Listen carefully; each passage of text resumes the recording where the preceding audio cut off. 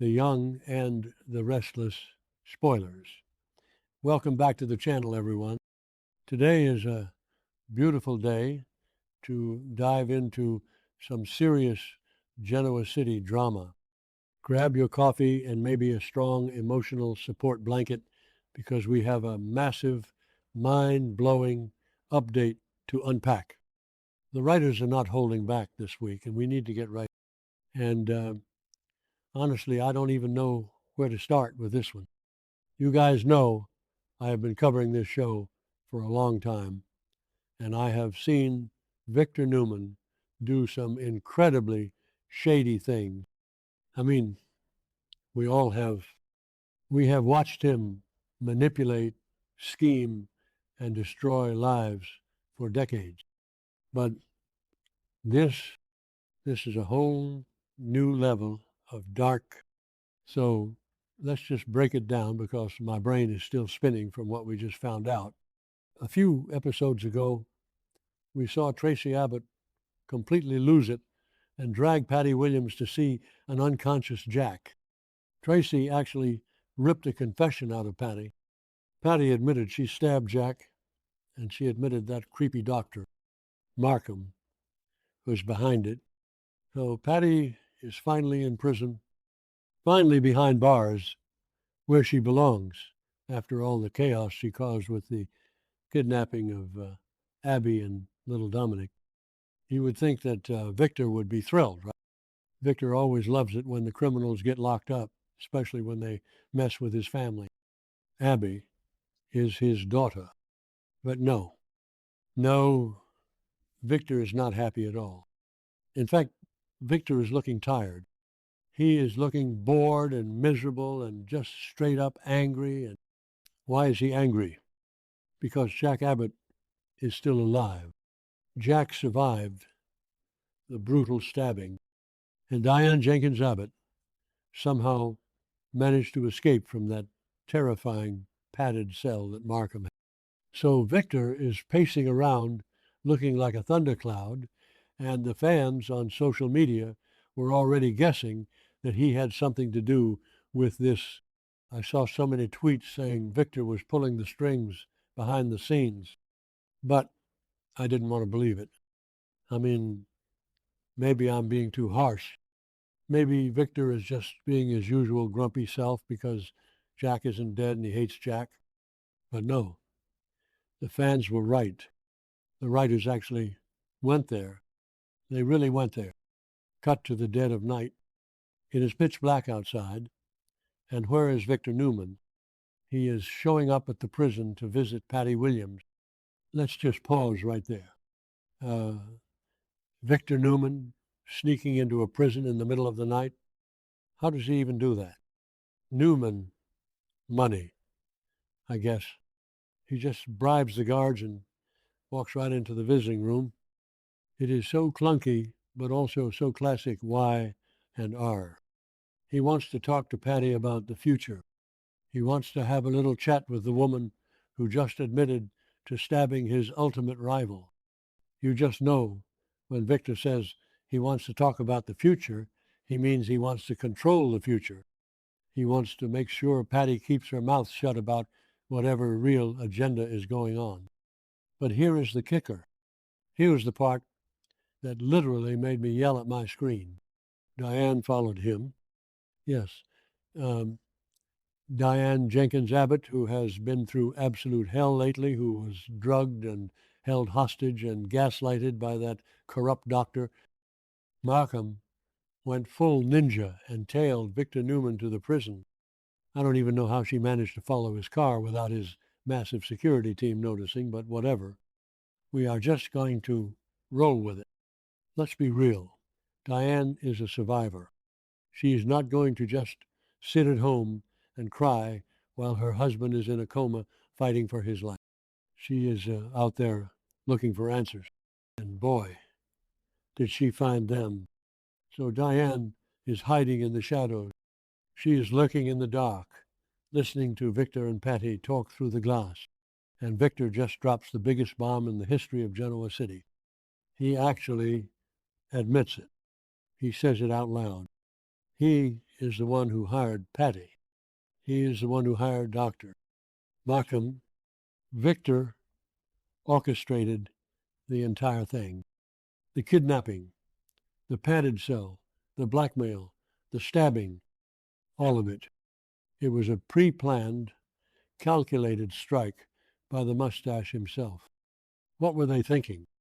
What were the writers thinking, making Victor the mastermind behind all? I mean, I know Victor hates Jack. I know they have this legendary, decades-long feud that will never die. But hiring a deranged woman like Patty Williams and a corrupt doctor to torture Diane and stab Jack, and let's not forget Patty and Markham kidnapped Abby and Dominic, Victor's own daughter and grandson. Did Victor plan that part too, or did Patty and Markham just go rogue? If Victor planned the kidnapping of his own flesh and blood just to hurt Ashley and the Abbotts, then he is truly, completely unhinged. Okay? That sounded dramatic, but you get what I mean. This is mass murder. This is not corporate espionage. Yes, you heard me right. Victor's ultimate goal, the words that Diane overheard coming out of his mouth in that dark, creepy prison visiting room. His goal is that the entire Abbott family must die. Every single one of them. Jack, Ashley, Tracy, Billy, Kyle. He wants them all wiped off the. It is so ruthless. It is so bastard. I honestly cannot believe the show is going this dark. I mean, Victor has always been a ruthless businessman. He has locked people in dungeons, sure. He has faked evidence. He is currently stealing Nikki's company out from under her while she is drugged out of her mind. But ordering a hit on an entire legacy family, that is mob boss stuff. That is cartel stuff. Let's just take a trip down memory lane for Victor and Jack have been at each other's throats since the dawn of time. We all remember the Marco Anicelli storyline, when Victor literally brought a dangerous doppelganger into town to take over Jack's life and sleep with his wife. That was sick. That was twisted. And we all thought that was the absolute peak of Victor's hatred. We thought he could never go lower than that. But here we are. Here we are, years later, and Victor's casually ordering a hit on the entire Abbott bloodline. It just shows that Victor's darkness has no bottom. No bottom at all. It is just an endless pit of vengeance. And let's really think about what Diane just survived. A few episodes ago, we saw her wake up in that weird, unfamiliar living room, the bars on the windows, the locked doors.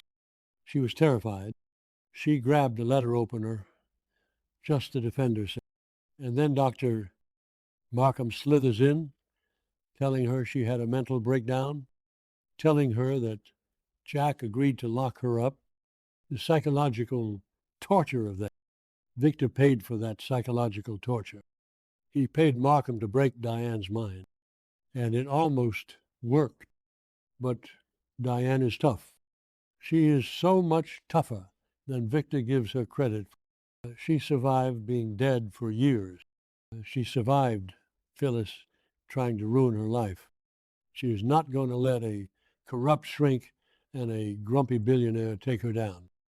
And then there is Ashley. My God, Ashley. She was supposed to be living her best life in Paris. She was supposed to be at peace. But she was forced to come back to Genoa City. And what does she walk into? A nightmare. An absolute living nightmare. Patty and Markham grab Abby and little Dominic. They send Ashley a photo of them in captivity.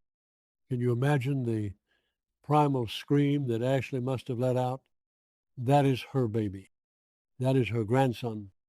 Victor's grandson, too, which makes this whole thing even more insane. If Victor hired Patty, did he tell her to kidnap Abby? Or is Patty just so completely out of her mind that she thought kidnapping Victor's daughter was a fun little side project. Either way, Victor is responsible. He set this monster loose. He handed Patty Williams the keys to the kingdom and told her to go wild. And Patty is wild. She is violently unhinged. We all know she poisoned Summer years ago. We know she has a history of wearing other people's faces. Patty is a walking horror movie, and Victor decided she was the perfect business. It is so reckless. It is so arrogant. Victor thinks he can control the chaos, but he can't. The chaos is going to consume him. While all this is happening, while Victor's plotting the murder of the Abbotts, what is he doing at home? He is playing the doting husband to Nikki. Nikki, who is suffering from these terrifying, blinding headaches. Nikki, who genuinely believes she is dying. And what does Victor do? He tricks her. He hands her a stack of legal papers, tells her it is a medical power of attorney, and has her sign away her entire personal stake in Newman Enterprises. He is liquidating her assets while she is sedated. It is disgusting. It is truly, deeply disgusting. Victoria is already getting suspicious. Victoria knows her father is up to something shady. If Victoria finds out that Victor is not only stealing from her dying mother, but also orchestrating a mass murder plot against the Abbotts, well, the Newman family is going to implode, just completely shatter into a million people. So Diane is standing outside that prison visiting room. She is hearing the man who is destroying her family, the man who is destroying his own family, just casually talking about the future. The sheer audacity of it, the sheer unadulterated evil. Diane's blood must be boiling. I know mine is. I am sitting here typing this out, and my fingers are actually hitting the keys so hard because I am just so fired up about it. Diane is not going to forgive this. She can't. If she forgives this, then she is not the Diane Jenkins Abbott we know and love, or love to hate. You know what I mean. She has to destroy him. And I am going to be watching every single second of it. I am going to be glued to my screen, exhausted, tired, probably complaining about the pacing, but I will be watching because this is soap opera gold. This is the messy, chaotic, high-stakes drama that we live for. I keep going back to Victor. I keep trying to understand his psychology here. Why now? Why escalate this feud to actual murder? Is it because he is getting older and feels like he needs to secure his legacy by eliminating his rivals permanently? Is it because he is so obsessed with control that he can't stand the fact that Jack is still breathing? Or maybe it has something to do with Nikki. Victor has been drugging Nikki and stealing her shares. Maybe his guilt over what he is doing to his own wife is making him lash out at the like someone thinking out loud and not editing. I just keep spinning theories. Theories, theories, theories. Nothing makes complete sense because it is just so extreme. And let's talk about Patty for a second. Patty is sitting in that prison talking to Victor. Does she realize that Victor will probably have her killed before she ever sees the inside of a courtroom? Victor cannot risk Patty testifying against him. He cannot risk her telling the DA that he hired her. So Patty's days are numbered. She thinks she is negotiating for her future, but she is really just digging her own grave. Victor is going to silence her. He has to, and Markham too. Wherever Markham is hiding, Victor is going to find him and eliminate him. It is the only way to cover his tracks. But Victor doesn't know about Diane. He doesn't know the wild card is out there. Diane is the loose end he didn't account for. and that is going to be his downfall. I just hope the writers don't drag this out for 6 months. You know how they do. They give us a massive reveal, and then we have to watch people have the same conversation in the Crimson Lights patio for 80 episodes. Please, writers, give us some action. Let Diane strike back. Let Jack wake up and realize his arch nemesis tried to slaughter his entire family. I am honestly a bit tired just thinking about the sheer volume of drama that is about to unfold. I have been staring at this screen for hours trying to process the fact that Victor Newman wants to commit mass murder. It is exhausting. But I care about this story. I care about these characters. Even when the writing is clunky, even when the plot holes are big enough to drive a truck through, I am still hooked. So what do you guys think? Is Victor going to get away with this? Is Diane going to be the one to finally bring him? Will Jack wake up in time to save his family? I need to know your thoughts, because I am losing my mind over here.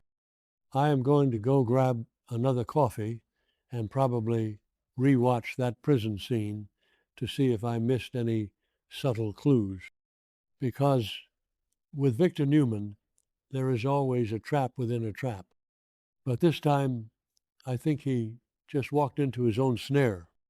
Diane is watching, and Diane never forgets.